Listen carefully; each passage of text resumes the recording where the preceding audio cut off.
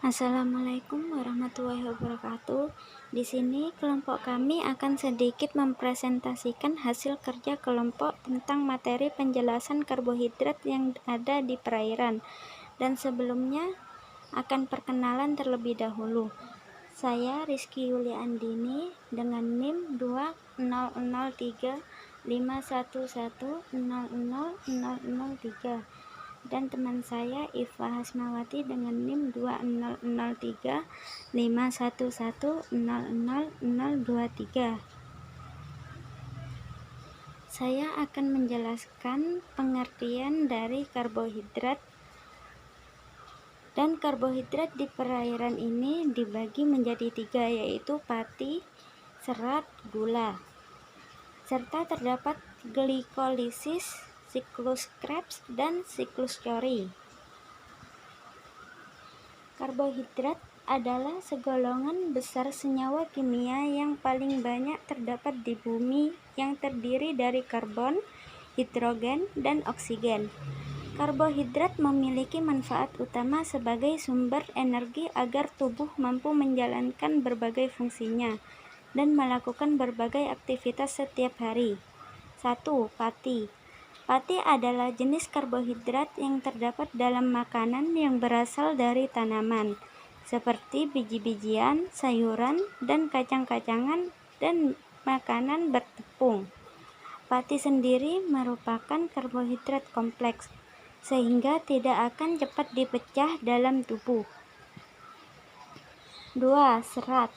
Serat juga terdapat dalam makanan yang berasal dari tanaman, seperti roti gandum, kacang-kacangan, dan sebagian sayuran yang bisa dimakan dengan kulitnya.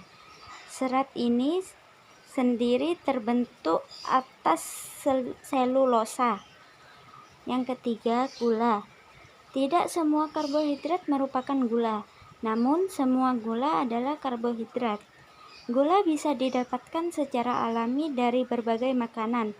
Di antaranya gula pada buah yang disebut dengan fruktosa, gula pada susu yang disebut dengan laktosa, dan gula pasir yang disebut dengan sukrosa. Gula mudah dicerna dalam tubuh dan dapat meningkatkan gula darah lebih mudah serta menghasilkan energi lebih cepat. Glikolisis. Glikolisis ini berasal dari kata gliko yang berarti gula dan lisis yang berarti penguraian. Glikolisis merupakan proses penguraian gula 6 karbon menjadi 2 molekul asam pirufat berkarbon. Proses glikolisis terbagi menjadi 9 tahap. Pada tahap 1 sampai 4, proses glikolisis membutuhkan ATP. Kemudian pada tahap 5 sampai 9 menghasilkan ATP. Berikut ini tahapan glikolisis yang perlu diketahui. Saya Iva Hasmawati dengan NIM 023 akan melanjutkan presentasi dari rekan saya Rizky Yuliandini. Fase 1 yang memerlukan ATP. Glikolisis diawali dengan fosforilasi glukosa membentuk glukosa 6-fosfat. Kemudian glukosa 6-fosfat mengalami isomerisasi menjadi fruktosa 6-fosfat. Lalu fruktosa 6-fosfat mengalami fosforilasi menjadi fruktosa 1,6-fosfat.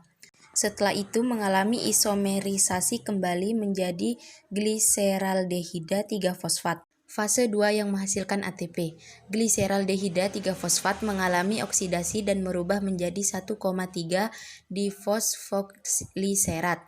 1,3 difosfogliserat merupakan senyawa tinggi. Dengan bantuan fosfogliserat kinase, kemudian berubah menjadi 3-fosfogliserat.